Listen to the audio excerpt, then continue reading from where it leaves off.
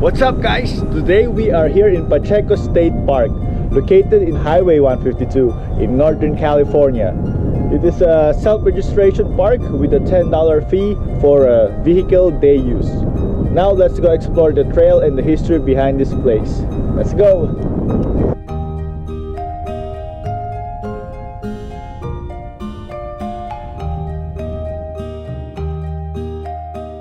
Pacheco State Park is a California state park to the south of the Pacheco Pass in the Diablo Range, located mostly in western Merced County in California in the United States.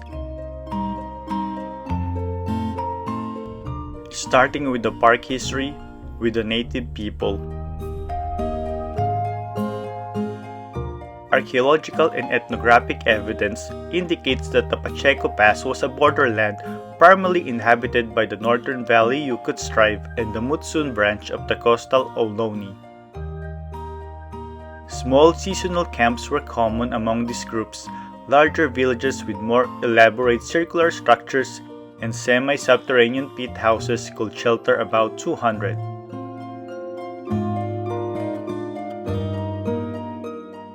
The native people experienced large population losses as a result of Mexican incursions. They were almost destroyed by early American gold prospectors and settlers. Today, the tribes have re-established their ancient roots and continue to reside in the region. Highway 152 along the park traces an old native trail running from the Central Valley to the coast.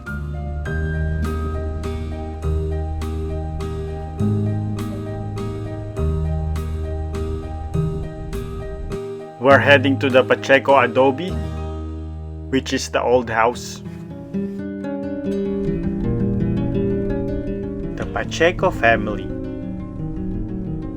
The park is named after California ranchero Don Francisco Pérez Pacheco and was created as the last piece of the Rancho San Luis Gonzaga. The nearby Pacheco Pass is also named after him. It's strategically located at the edge of the Diablo Range, providing a vital transportation link between the Pacific Coast and California's Central Valley. In 1806, Gabriel Moraga and Father Pedro Muñoz traversed the pass during the first documented European expedition. They camped at the former Yokuts village site. Soldier and wagon maker Francisco Pérez Pacheco came to California from Mexico in 1820. The Mexican governor granted 48,000-acre parcel El Rancho San Luis Gonzaga to Juan Carlos Pacheco and Jose Maria Mejia in 1843. 3 days later, Captain Mejia gave his half to the grant to Pacheco. Juan Pérez Pacheco was the son of Francisco Pacheco. The following year, Juan Pérez built an adobe outpost on the site of today's San Luis Reservoir Campground, near the location where Moraga and Muñoz had camped nearly 40 years earlier. When Juan Pérez died in 1855, the property went to his father Francisco. In 1858, the rancho became a stage station for the Butterfield Overland Mail. The adobe house subsequently served as a stage stop, telegraph station, gambling hall, and even as a gas station and roadside cafe for travelers. Many roads have since built through the hills, including the original Pacheco Pass toll road, engineered by Andrew Firebaugh in 1856. The Pacheco family continued to flourish, increasing their land holdings until they were among the wealthiest landowners in the state. Pacheco's descendants maintained the title to the property for 5 generations. The old adobe of the rancho. Paula Facho, descendant of the Pachecos and the Melarins and heir to the Rancho San Luis Gonzaga, restored the adobe as her home and ranching headquarters in 1948. A San Francisco Society belle, she had decided to return to the family rancho and live the life of her ranchero ancestors. In the 1960s, The Central Valley Water Project took about half the rancho, including the site of the ranch headquarters and the adobe. Paula built a new ranch headquarters here on the western part of the rancho. But she wouldn't leave the old family adobe to be melted away by the flooding waters of the reservoir. It was the oldest adobe in the San Joaquin Valley. She built new foundations at this location and lifted the adobe structure into a truck to be transported to this spot. Up the hill it came, but at the last moment, the truck shattered and the sidewalls of the precious adobe came tumbling down. So behind me is the Pacheco adobe. Unfortunately, it didn't survive, as you can see.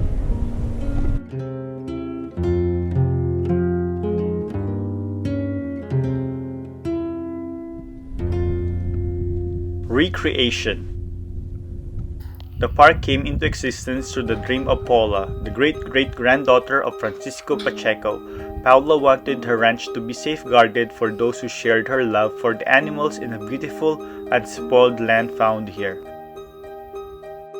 In 1992, she gave the remaining 6,890 acres of her ranch to the state.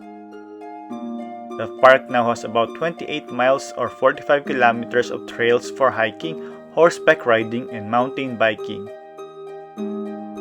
Dogs are not allowed on the trails.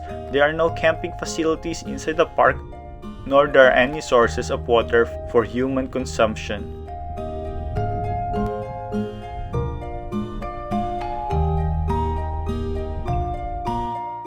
Historic features in the park include an old line shack used by the cattle company in the 1800s, part of the old Butterfield stage route, and the ruins of the original Pacheco adobe.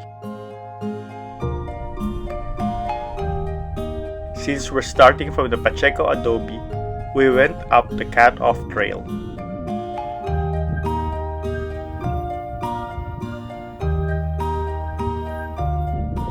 The park is known for its vistas of the Central Valley to the east and the Santa Clara Valley to the west.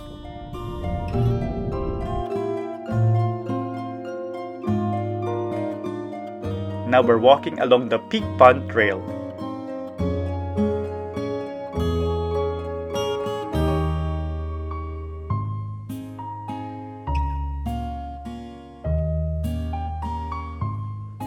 Since it rained a few days ago, the trail is kind of muddy, wet. It's hard to walk through. So we're walking along the trail, but on the sides, on top of the hill, on the side of the hill.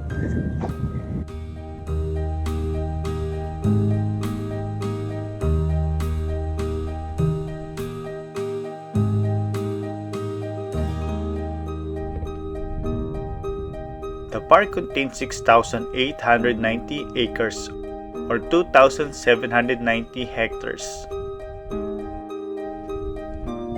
Though only the western 2,600 acres or 1,100 hectares to the west are open to the public. The eastern two-thirds of the park are closed due to the underdeveloped trail system and safety concerns over the numerous wind turbines that are located in the Gonzaga Wind Farm that occupies the area.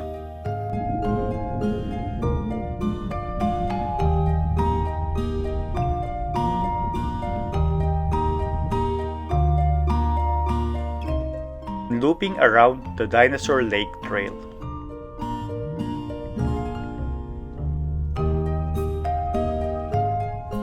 The parkland is still used for cattle grazing during the winter and spring seasons.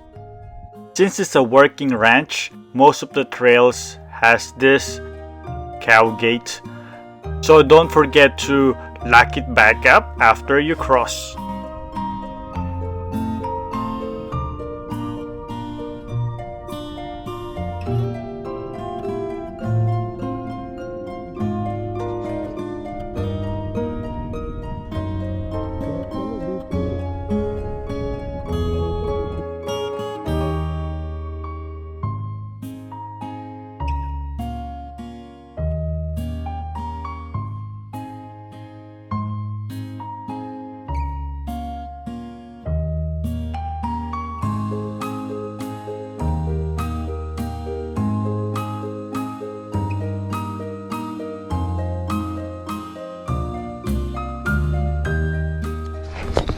So guys, that's it for our hike along Pacheco State Park.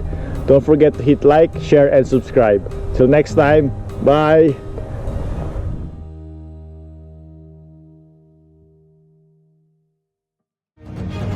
If you like our videos, please click thumbs up for like. Hit the bell to subscribe! Please comment. And don't forget to share!